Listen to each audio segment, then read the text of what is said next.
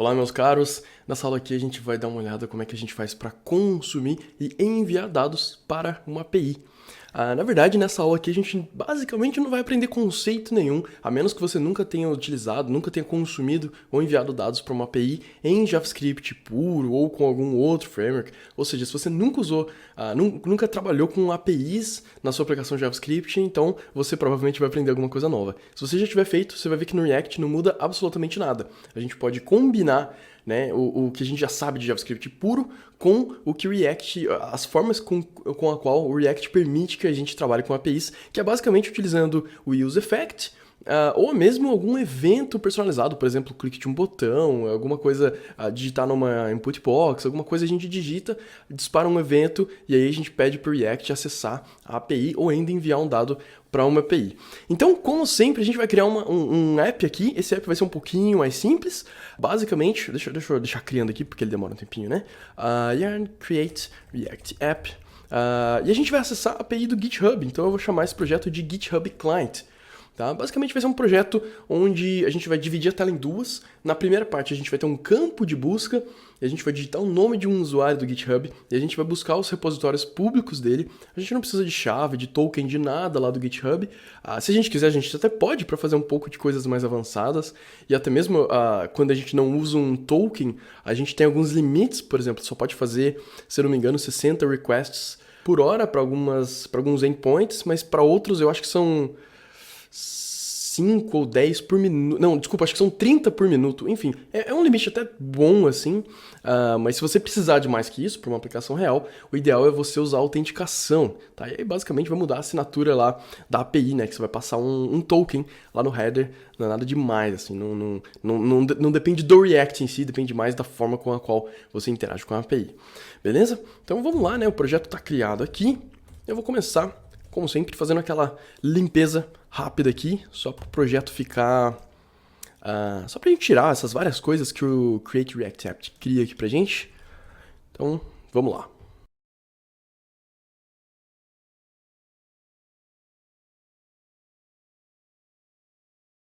Vou chamar esse projeto de GitHub Client, ou cliente do GitHub, se você preferir.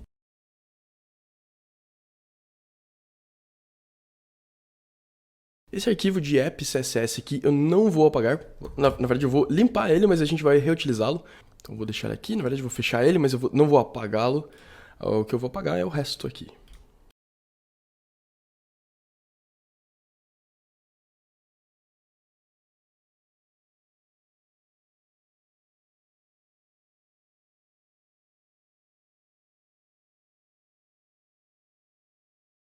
Então pronto, vamos rodar o servidor e abrir aqui. Na verdade eu vou abrir duas coisas. Eu vou abrir, ele vai rodar aqui o localhost na porta 3000, beleza? E eu vou acessar essa URL docs.github.com, tá? Aqui tem toda a documentação de várias coisas do GitHub, inclusive da API que está aqui, REST API. Então eu vou clicar aqui, vou entrar aqui em referências. E a primeira coisa que a gente vai utilizar é o search, tá? Depois a gente vai vir aqui em repositórios. Primeiro a gente vai fazer uma busca por usuário, então a gente vai dividir a tela em duas, né? Metade do lado esquerdo aqui, a gente vai meio que dividir assim mesmo horizontalmente. Do lado esquerdo a gente vai colocar uma busca, um campinho de busca, você digita um usuário, ele lista todos os usuários que bateram com aquela busca. Então se você buscar por Lucas, por exemplo, vai aparecer meu nome, ou não, né, pode aparecer outros Lucas primeiro, mas a ideia é que apareça alguns usuários, e aí a gente clica em um desses usuários, e aqui na outra parte da tela, né, deixa eu selecionar aqui, nessa parte da direita aqui, a gente vai listar o nome desse usuário mais todos os repositórios que ele tem no GitHub, tá? Então, basicamente, essa é a aplicação que a gente vai criar. Então, a gente vai fazer duas consultas APIs, né? Uma para busca, e aí a gente vai enviar dados para a API, e receber de volta, né, obviamente, a lista dos usuários, e depois mandar novamente o usuário e receber a lista de repositórios, tá? Basicamente, deixa eu abrir aqui a busca. A documentação do GitHub é fantástica. Deixa eu até dar um zoom aqui para ficar mais fácil de visualizar. Aqui, ó, tem o limite, né, que eu tinha comentado, aqui, ó, 30 requests por minuto, tá? É bastante. É difícil enquanto a gente está desenvolvendo, é difícil a gente passar desse limite. Então, se a gente der uma olhada aqui mais para baixo, né, já mostra como é que a gente usa query string. Então, a gente vai ter a URL base e aí a gente vai ter um Q, que é um parâmetro, né, que significa query string, no qual a gente vai poder passar o que a gente quer buscar exatamente. No caso, a gente vai buscar só por usuário. Vamos ver aqui, mais para baixo tem um código de exemplo, que é esse daqui. Tem até com JavaScript, mas aqui a gente utilizando a biblioteca externa, tá? Dependendo do projeto, você pode querer utilizar, provavelmente é um pacote NPM. Não, na verdade não, tá direto aqui no repositório. Mas enfim, você pode utilizar esse aqui, ó. Você pode instalar com NPM, tá? Você pode utilizar ele se quiser, mas nesse caso a gente vai fazer uma coisa extremamente simples. Então eu vou pegar essa documentação aqui de cima do curl, apesar de que a gente só vai precisar da URL, na verdade. Eu vou até copiar isso daqui. E a gente vai usar isso aqui para fazer a busca, tá? Então vamos voltar na nossa aplicação e começar a criar o HTML, né? O markup para a gente poder colocar esses dados. Deixa eu voltar aqui para o editor. Na verdade, antes disso, eu vou dar um zoom aqui só para ficar mais fácil da gente visualizar. E em vez de escrever esse texto aqui, eu vou criar duas seções. Então, section. Essa primeira aqui vai ter uma class name chamada search. E eu vou criar uma segunda aqui que eu vou chamar de details, tá? Ou ainda repos, né? De repositórios. Pode ser repos. Agora deixa eu abrir o arquivo de CSS aqui do lado. Vou abrir eles lado a lado. Na verdade, eu vou tentar fazer assim. Vou colocar isso aqui na parte de cima da tela. Na verdade, era isso aqui que eu queria. E vou deixar os outros dois, né, aqui embaixo, tá? Porque a gente vai escrevendo e tentando enxergar tudo ao mesmo tempo. Então vamos lá. Eu vou estilizar primeiro o main. A gente precisa de um display flex, né? Porque a gente vai querer as coisas divididas lado a lado. Vou colocar um justify... Center. Justify content center. Aqui embaixo eu vou colocar uma section só pra gente visualizar, tá? Vou colocar um background vermelho, só pra gente ver as duas aparecendo. Não apareceu. Sim, não apareceu, porque o texto ainda tá... O texto é antigo, então provavelmente eu não salvei o arquivo HTML. Agora sim, ele também provavelmente não vai aparecer porque eu não escrevi nada. Deixa eu escrever um oi em cada um deles aqui. Tá, beleza. Então eles estão ali juntos. Primeira coisa, vamos desgrudar os dois. Então vou colocar um gap aqui de 1 RM. Muito grande, vamos tentar 0.5. Vou colocar um padding aqui também de 1 RM. E agora o que eu quero é que essas duas sections aqui, elas cresçam, né? Então eu vou utilizar o flex grow. Igual. Tá, então agora a gente tem as duas seções inteiras aqui, tá? Eu vou tirar esse background vermelho aqui, que era só pra gente testar, beleza? Aqui eu vou escrever repositórios. Agora eu vou voltar a tela grande aqui. Deixa eu mudar um pouquinho, beleza? Aqui dentro do search, a gente vai ter um input do tipo search, tá? Então ele fica type search. Não preciso dessas coisas aqui. Posso adicionar um placeholder chamado username, porque é o que a gente quer buscar. Vou mudar minha janela aqui pro canto. Peraí. Minha janela aqui pro canto. E vou voltar isso aqui pra cá. Eu só queria ver mesmo ali o lance do flex que a gente fez aqui, tá? Então agora já dá pra gente visualizar aqui no cantinho mesmo. Então vamos lá. Eu vou criar um state aqui. Chamado query, tá? Que é basicamente a busca que a gente vai fazer. Então query... set query, ou query, se a gente estiver falando sotaque americano, né? Query é mais britânico. Então, use state. Vai ser uma string vazia, porque é um input, né? Então, deixa eu quebrar a linha aqui, vou colocar lá value, vai ser query, e onChange, vai ser uma função, set query, que a gente vai passar o target.value, e eu esqueci de pegar o target aqui. Beleza, o React está reclamando aqui que a gente não tem o use state. Então vamos importá-lo. Import use state. State. Às vezes eu quero escrever tão rápido que sai tudo errado. Legal. Beleza, a gente tem lá nosso campo. Vamos adicionar um botão também. Então botão, deixa eu rolar um pouquinho para cima. O botão vai chamar pesquisar. E ele vai ter um onClick, que eu vou chamar uma função que eu ainda vou criar, chamada handle search button, ou simplesmente handle search. Então vamos criar a função aqui. Essa função ela vai ser assíncrona, justamente porque a gente vai... async, justamente porque a gente vai utilizar um await aqui dentro para fazer o fetch, né? Para quem não conhece o fetch, mdn fetch, o fetch é uma função nativa dos navegadores que permitem a gente acessar, aqui ó, fornece uma interface para buscar recursos, por exemplo, toda a rede, parecerá familiar para todo mundo. Basicamente é a mesma coisa para quem já usou jQuery, é a mesma coisa de fazer um jQuery.ajax ou .get ou .post, né? É uma forma da gente buscar, fazer requisições HTTP de recursos externos, nesse caso aqui, uma API. Então, basicamente, funciona assim. A gente passa um parâmetro aqui, que vai ser uma string, que nada mais vai ser do que aquela URL que a gente estava olhando aqui na documentação do GitHub. Deixa eu só achar de novo aqui. Na verdade, eu acabei de notar que aqui está search codes. Eu acho que não é isso daqui. Deixa eu clicar em search user aqui novamente. É aqui, ó, é /search/user. Deixa eu ver se tem a URL inteira. É isso aqui, ó. Tá, então eu vou copiar. Só que em vez de usar strings com aspas duplas, a gente precisa passar aqui, né, uma query string, como a gente viu aqui em cima, aqui, né, com o nome do usuário. Então aqui, só para a gente deixar dinâmico, eu vou mudar isso aqui para crase, tá? E aí aqui a gente passa justamente a query, que é esse estado que a gente definiu aqui em cima. Ou seja, tudo que a gente buscar no campo aqui, né, nesse campo aqui, ele vai passar como parâmetro para nossa API. E aí, a gente pode chamar duas vezes o then, a primeira delas só para converter para JSON, né? Meu editor até já sugeriu aqui para mim. Então a gente recebe um response e converte ele para JSON, tá? Eu vou duplicar essa linha. Opa, eu tripliquei, eu só queria duplicar. Na segunda linha, sim, a gente vai fazer alguma coisa mais interessante aqui. Eu gosto até de mudar esse nome, em vez de response, eu gosto de chamar de data, só para ficar diferente, né? E a gente saber qual deles que a gente tá lidando. Outra coisa também que eu gosto de fazer é pegar o URL da API que eu estou usando. Depende do caso, né? Mas eu geralmente prefiro deixá-la aqui como um comentário. Se depois eu for lá esse código, eu sei da onde que eu estou acessando essa API, tá? Tem casos que não precisa disso, mas eu vou deixar aqui só para ficar mais fácil, caso a gente precise acessar essa URL aqui novamente. Então agora eu posso fechar e voltar meu navegador aqui para o cantinho. Então vamos voltar aqui e eu vou simplesmente colocar um console.log só para a gente descobrir o que está vindo desse retorno aqui de data, né? Então deixa eu ver, o botão já está linkado com uma função aqui. Aparentemente está tudo certo, tá? Deixa eu voltar ao zoom. Vamos digitar, deixa eu dar só um pouquinho de zoom, pronto. Vamos buscar por Lucas, por exemplo, tá? Vou clicar em pesquisar. E aí abrindo o console, chegou aqui pra gente que JSON é uma função, porque eu simplesmente esqueci de passar parênteses aqui, tá? Então vamos de novo, vou recarregar, vou digitar Lucas Caton dessa vez, clicar em pesquisar, e olha só o que foi retornado aqui pra gente.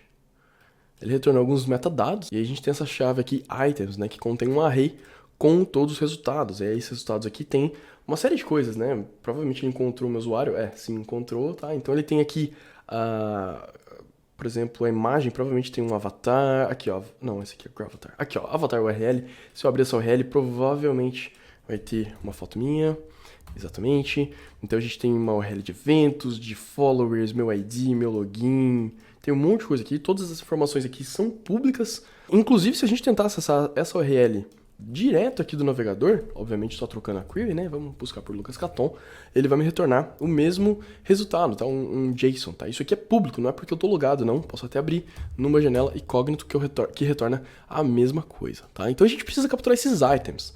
Então deixa eu voltar aqui, fechar meu DevTools. E olha só, agora que eu sei que ele precisa do items, né? E lá já vai ter tudo. Olha só o que eu vou fazer. Eu vou criar um outro estado aqui, que eu vou chamar de search results. Então, set search results use state. Vou iniciar ele como um array vazio, porque ele retorna um array, então a gente precisa que ele comece vazio, tá? Porque no começo ele não vai mostrar absolutamente nada. E aí o retorno que vier aqui da nossa consulta API, a gente simplesmente chama set search results, passando esse data.items, tá? A gente pode até testar aqui. Deixa eu deixar minha tela grande. Nossa, ficou muito grande o DevTools, deixa eu tirar um pouquinho do zoom. Aqui no componentes, tá? Quando eu vou buscar por Lucas só dessa vez. E quando eu clicar aqui no app, tá? A gente tem aqui o nosso state, ele está guardando cada um dos usuários, tá? A gente pode até consultar um por um aqui. Então aqui embaixo, eu vou copiar esse search results. Aqui, depois do botão, cadê meu botão aqui? Eu preciso fazer o seguinte, eu posso fazer um map aqui, né? Pra gente exibir todos esses resultados. Eu vou inclusive chamar de user aqui como parâmetro. Na verdade aqui eu vou passar parênteses, porque eu vou colocar um código React mesmo, um código JSX na verdade. Aqui tá faltando um parênteses. E aí aqui dentro eu vou passar, na verdade eu vou criar um UL aqui fora. E aí cada um dos elementos que retornar ali a gente trata eles como um LI. Então deixa eu arrumar a indentação. Aqui a gente vai ter um LI. Nunca esquecendo de passar a chave, tá? O user, pelo que eu lembro lá do JSON que retornou, ele tem um ID, né, um ID único, então a gente não precisa fazer nada demais aqui. Ele já pode usar automaticamente o ID que volta lá do GitHub. Deixa eu quebrar a linha aqui. Eu lembro que ele tinha a imagem, então a gente pode simplesmente adicionar uma imagem aqui. Vamos... Deixa eu ver se eu lembro, acho que era user.avatar URL. Vamos ver se é isso mesmo. Aqui no alt, né, no texto, eu posso colocar assim, ó, na verdade preciso de chaves. Posso colocar foto de... Aí, por exemplo, o nome, né, Lucas Caton, seria, no caso, user.login. Vou adicionar aqui em cima também um H1. Eu vou chamar de resultados. Aliás, resultado da busca. Deixa eu salvar só pra gente ver como é que tá ficando. Tá ficando com erro. Vamos arrumar isso aqui. Deixa eu ver o que faltou. Fechei o L. Aqui faltou fechar uma chave. Então, beleza, olha só. Ele aproveitou o estado que tava antes, né? E... Ó o Lucas montando ali. Olha eu aqui. Tem uma galera aqui. Lucas Maza. Tem uma galera que eu conheço aqui. Só que tá muito grande isso aqui. Então, vamos mudar lá no CSS. Vou adicionar aqui a imagem. Na verdade, eu vou trabalhar com vários desses elementos que eu criei. Então, por exemplo, eu vou personalizar o L, vou personalizar o LI também. E aqui eu vou personalizar a imagem. A imagem eu simplesmente preciso setar um edit melhor. No caso, menor. Então, vamos colocar 40 pixels aqui. Vamos ver como é que fica. Tá, beleza. Ficou uma listinha legal. Então, vou começar utilizando o L aqui. Vou colocar um display flex com direction de column. Para poder dar um gap de 0.5. Tá, já deu um espaço. Deixa eu agora adicionar o nome dessa galera, né? Porque tá difícil de visualizar ali. Então, simplesmente vou colocar aqui user.login, que é a mesma coisa que eu utilizei aqui. Deixa eu salvar. E o nome apareceu. Vamos aproveitar para estilizar, então, o nosso LI. Vou colocar um display flex, justify content center. Aliás, não era isso que eu queria, não. Eu queria um align item center, só para eles ficarem alinhados verticalmente. E eu vou também adicionar um gap de 0.5 REM, tá? Então, beleza, já tá bem melhor, tá? Então aqui agora a gente consegue ver, né, a lista toda. Eu acho que ele retorna 30 itens por padrão. A gente consegue personalizar para voltar mais itens se a gente quiser, tá? Nesse caso aqui tá tudo bem. Vamos deixar 30 mesmo, vou fechar meu CSS. E agora, olha só, seria legal se a gente tivesse um botão aqui na frente pra gente selecionar qual usuário que a gente quer exibir os repositórios aqui na frente. Então, vamos criar um botão aqui, eu vou chamar ele de selecionar. Então, beleza, o botão já apareceu aqui, né? Ele já ficou alinhado verticalmente, pelo fato de a gente ter utilizado Flex com Align Item Center. No on-click desse botão aqui, primeiramente eu vou deixar uma função vazia aqui. Eu vou criar mais um estado aqui, chamado username, que é o usuário que a gente selecionou, tá? A gente só pode selecionar um, então isso aqui vai funcionar legal. Então, set username, use state, eu vou deixar ele como vazio por padrão. E aí, na hora que a gente clicar, a gente simplesmente chama o set username, passando como parâmetro esse user.login. Vou até copiar daqui, tá? Então, a gente passou ali como parâmetro. E ficou alguma coisa errada, porque eu esqueci de fechar as chaves aqui. Deixa eu confirmar, deixa eu recarregar a página aqui. Vou buscar por Lucas aqui novamente. Deixa eu deixar a tela grande e vou abrir um console aqui só pra gente verificar se o usuário está realmente sendo setado, né, definido. Então, provavelmente esse último aqui. Vou clicar no meu nome e beleza, tá? Foi definido aqui. Então, vamos voltar lá. E é o seguinte, depois que a gente selecionou, a gente não quer mais que o botão fique aparecendo aqui. Então, eu vou fazer o seguinte, ó. Se o username, né, que a gente vai setar aqui, se ele for igual a user.login, eu vou simplesmente mostrar um checkzinho na frente, tá? E aí, caso ele não esteja selecionado, e aqui eu notei que faltou um igual, caso ele não esteja selecionado, aí eu vou passar esse bloco aqui embaixo, que é o do botão. Esse bloco não, esse elemento apenas, né? Então, olha só, ficou lá, eu posso até colocar um espaço aqui, né, para ele não ficar grudado, beleza? Então, selecionei um deles. Opa, não estava em foco a janela, vou clicar novamente, selecionei, ele muda ali, tá? Cada um que eu clicar, ele vai mudando. Outra coisa que a gente poderia fazer, né, se eu viesse aqui e buscasse por outro nome, por exemplo, Thiago, clicasse em pesquisar, você vai notar que ele demora um tempinho, né? Até que tá relativamente rápido, mas se a minha internet fosse um pouco mais lenta, ele demora um tempinho. E a gente tem que sempre lembrar que tem muita gente que está utilizando 4G ou mesmo 3G muito lento, ou ainda tem localizações mais remotas que às vezes a internet não é tão legal. A gente sabe que não é incomum esse tipo de coisa acontecer, infelizmente. Então a gente tem que sempre pensar em todos os usuários. E para uma experiência mais legal para o usuário, é sempre interessante a gente colocar alguma forma de mostrar que a gente está fazendo loading de alguma coisa, né? A gente está carregando os dados. Então é sempre legal e não custa, e não é difícil de fazer, né, a gente adicionar um loading, da mesma forma que a gente já fez anteriormente. Então eu vou adicionar aqui um isLoading. Eu vou colocar só um texto dessa vez, tá? Mas você poderia colocar aquele SVG animado que a gente já fez, ou ainda usar sua criatividade aí para mostrar outra forma de mostrar que os dados estão sendo carregados. Então vamos lá, set isLoading, vou definir aqui também. E o meu useState vai ser definido como falso por padrão. E aí eu simplesmente chamo, olha só, no começo da minha chamada da API, eu seto como true.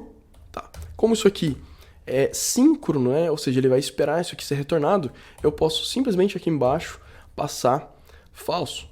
Aí ele vai setar quando a gente vai começar ele vai setar o loading, né, para true quando ele começar a carregar e false quando ele terminar. E é isso aqui, a gente pode usar onde a gente quiser aqui na nossa página.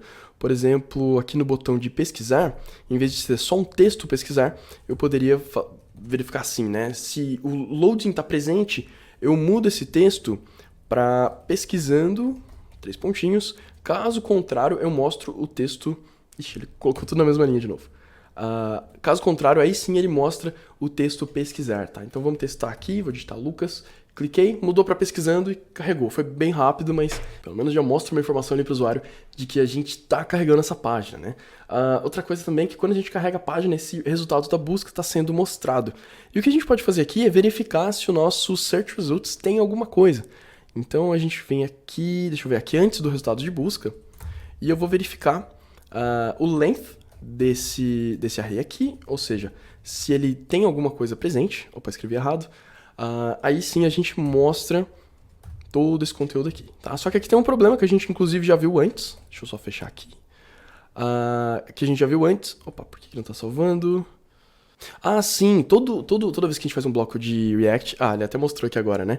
A gente precisa ter um elemento pi, da mesma forma que quando a gente retorna aqui no começo, a gente precisa aqui, a gente também precisa, então eu vou colocar um fragment aqui, tá? Simplesmente para não precisar adicionar um elemento extra. Então, deixa eu abrir e fechar. Pronto. Só que aqui é o seguinte, quando ele vai mostrar justamente um 0, né? Porque a gente está fazendo um e-comercial. Então, primeiro ele verifica qual que é o valor disso daqui.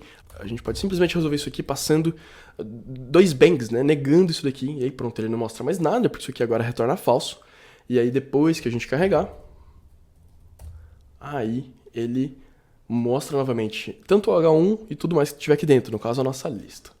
Só para finalizar, eu notei que eu esqueci aqui um detalhezinho, né? Mas quando a gente faz a busca, além de mostrar o texto aqui, a gente poderia desabilitar. A gente até fez isso, eu acho, em outra videoaula. A gente poderia simplesmente chamar um disabled.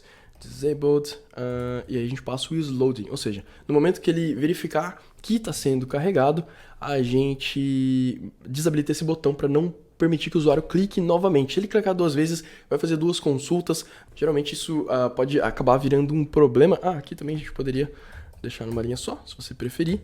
Tá? Opa. Pronto. Fica mais organizado aqui na API, né? Só 2 linhas. Enfim, o lance de clicar 2 vezes, muitas vezes um resultado...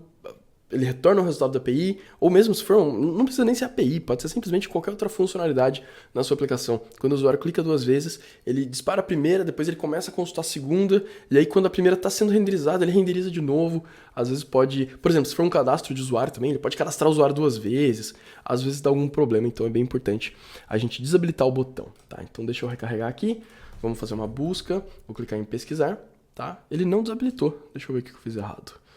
Às vezes eu escrevo disable e não...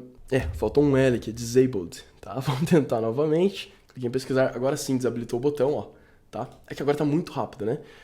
Mas ele tá desabilitando o botão e fazendo a busca corretamente, tá joia? Então é isso, na próxima aula a gente vai adicionar, quando a gente clicar em alguém aqui, a gente vai adicionar os repositórios dessa pessoa nessa área aqui. Então eu te vejo na próxima aula.